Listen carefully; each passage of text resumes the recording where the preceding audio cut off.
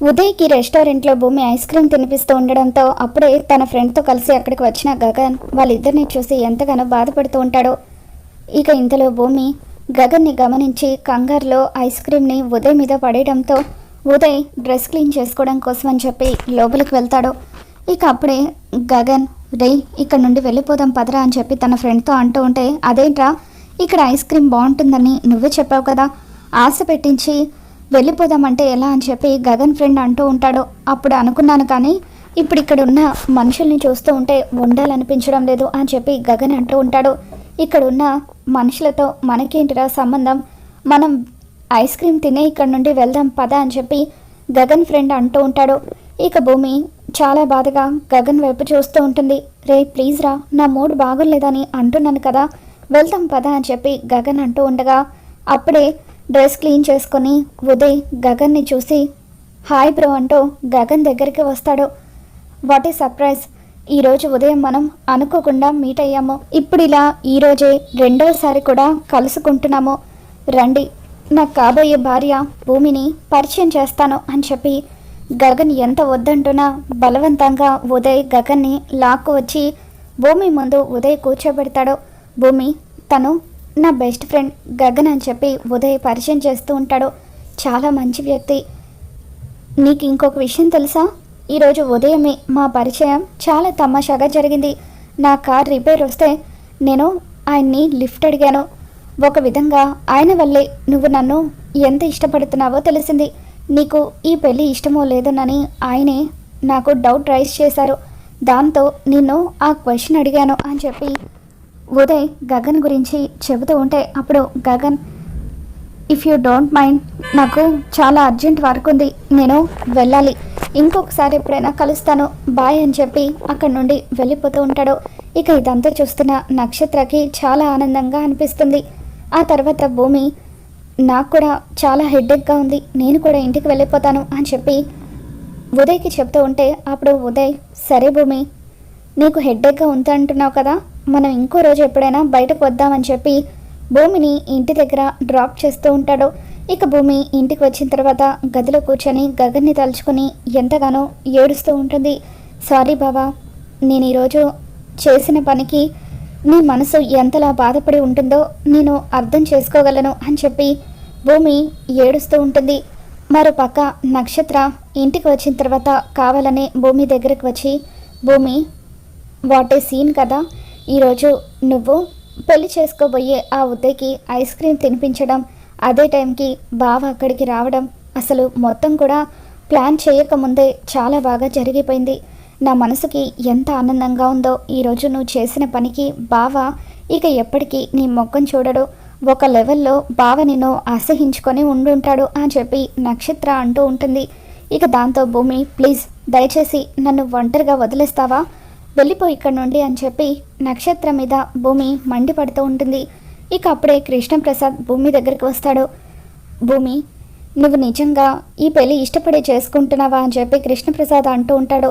దాంతో భూమి, ఏంటి మామయ్య మీరు కూడా బావని నేను ఎంతలా ప్రేమిస్తున్నానో మీకు తెలీదా అని చెప్పి అంటూ ఉంటే, మరి అటువంటప్పుడు ఉదయ్ నిన్ను డైరెక్ట్గా పెళ్లి గురించి అడిగినప్పుడు ఎందుకు నిజం చెప్పలేదమ్మా అని అంటూ ఉంటాడు. దాంతో భూమి, మామయ్య నాన్న పక్కనే ఉండగా నేను ఉదయ్తో పెళ్ళి ఇష్టం లేదని ఎలా చెప్పగలను మామయ్య, బావంటే నాకు ఇష్టమని ఎన్నోసార్లు చెప్పాలనుకున్నాను, కానీ ఎక్కడ నాన్న మళ్ళీ ఈ విషయంలో బాధపడతారోనని నేను చెప్పలేకపోయాను అని చెప్పి భూమి బాధపడుతూ ఉంటే అప్పుడు కృష్ణప్రసాద్, చూడమ్మా భూమి, నువ్వు ఇలాగే మీ నాన్న గురించి ఆలోచించి సమయం అంతా కూడా వృధా చేస్తే అప్పుడు ఉదయ్తో తాళి కట్టించుకోవడం తప్ప నీకు మరొక దారి ఉండదు అని చెప్పి గగన్ నీ కళ్ళ ముందే దూరం అయిపోతాడు.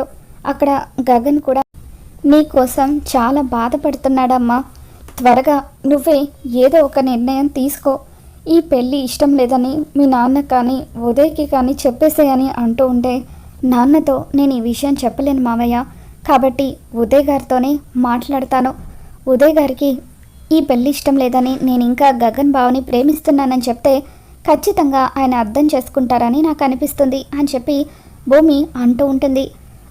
ఇక సాయంత్రం భూమి తమ్ముడు శివ కాలేజ్ నుండి వచ్చిన తర్వాత గగన్ ఫోన్ నుండి భూమికి ఫోన్ చేస్తూ ఉంటాడు. రే శివ, కాలేజ్ ఎలా ఉంది అని చెప్పి భూమి అడుగుతూ ఉంటే, అక్క కాలేజ్ సూపర్గా ఉందక్క. గగన్ బావ నన్ను చాలా మంచి కాలేజ్లో జాయిన్ చేశాడు. ఖచ్చితంగా మీ నమ్మకాన్ని నేను నిలబెడతాను, బాగా చదువుకొని మంచి ఉద్యోగం తెచ్చుకుంటాను అని చెప్పి శివ అంటూ ఉంటాడు.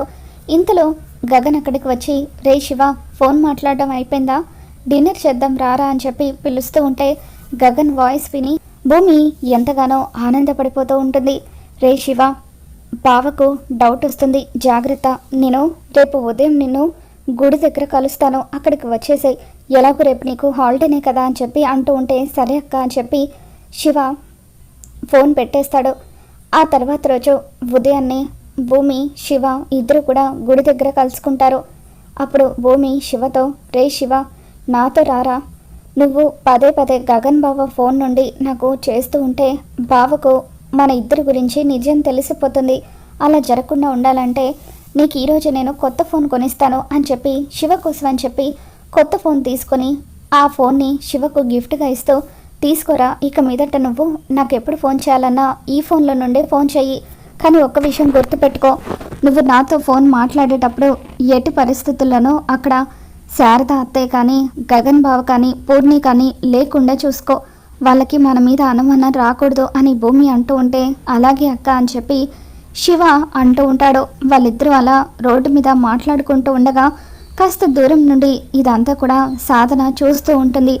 ఇక వెంటనే తను సెట్ చేసిన డ్రైవర్కి ఫోన్ చేసి, చూస్తారు కదా బ్లూ డ్రెస్లో ఉంది కదా, ఆ అమ్మాయిని గుద్దేసే అని చెప్పి స్పాట్లోనే చనిపోవాలి అని సాధన చెప్పడంతో సాధన సైగ చేయగానే అలాగే మేడం అని చెప్పి అతను స్పీడ్గా వెనుక నుండి భూమిని గుద్దడంతో భూమి కింద పడిపోతుంది. తన తలకు బలమైన గాయమయ్యి చాలా రక్తం పోతూ ఉంటుంది. ఇక భూమిని ఆ పరిస్థితుల్లో చూసి శివ విలువిల్లాడిపోతూ అక్క అక్క అని చెప్పి ఏడుస్తూ ఉంటాడు. భూమి అరుపులు విని దూరంగా ఇదంతా చూస్తున్న సాధన ఎంతగానో ఆనందపడిపోతూ వెంటనే అపూర్వకి ఫోన్ చేసి, అపూర్వ గారు, నేను చెప్పాను కదా ఆ భూమిని ఈ భూమి మీద లేకుండా చేస్తానని, నేను అన్నట్టుగానే దాన్ని పైకి పంపించేశాను, అదిక చనిపోయినట్టే అని అంటూ ఉంటే, నువ్వు చెప్పేది నిజమా, నిజంగానే అది చచ్చిపోయిందా అని అపూర్వ అంటూ ఉంటుంది.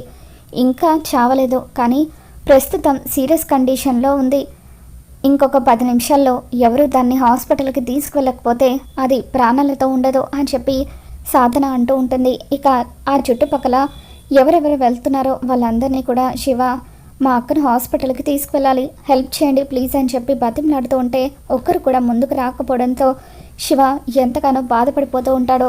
ఇక అప్పుడే అటువైపుగా గగన్ కారులో వస్తాడు.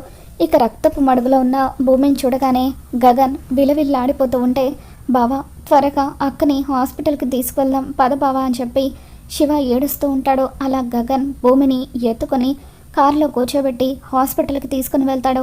హాస్పిటల్లో భూమి కండిషన్ చాలా సీరియస్గా ఉంటుంది.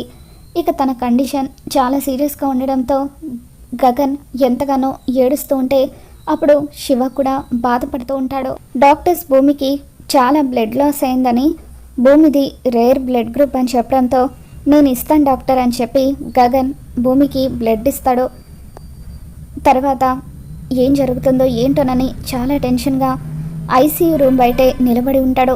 శివ ఏడుస్తూ, బావా అమ్మ నాన్న దూరం అయిపోయారు, ఇప్పుడు అక్క కూడా ఎక్కడ దూరం అవుతుందోనని నాకు భయంగా ఉంది బావా అని చెప్పి శివ ఏడుస్తూ ఉంటే, రే శివ ఏమంటున్నారా నువ్వు, భూమి మీ అక్కన అని చెప్పి అంటూ ఉంటే, అవును బావా అంటూ నన్ను క్షమించు, ఈ పరిస్థితుల్లో నీకు ఈ విషయం చెప్తే కోపం వస్తుందని తెలుసు, కానీ నన్ను నేను కంట్రోల్ చేసుకోలేకపోతున్నాను, నన్ను మీ ఇంటికి పంపించింది భూమి అక్కే, ఇక్కడ ఉంటే సేఫ్ అని భూమి అక్క చెర్రి బావతో కలిసి నన్ను ఇక్కడ ఉండేలాగా చేశారు అని చెప్పి జరిగింది మొత్తం కూడా శివ గగన్కి చెబుతూ ఉంటాడు.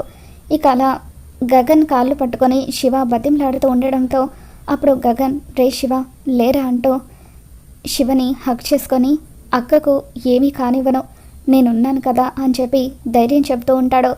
కొద్దిసేపటికే డాక్టర్స్, మీలో గగన్ అంటే ఎవరు, పేషెంట్ మీతో మాట్లాడాలంటున్నారు అని చెప్పి అంటూ ఉంటే అప్పుడు గగన్ లోపలికి వచ్చి భూమితో మాట్లాడుతూ ఉంటాడు.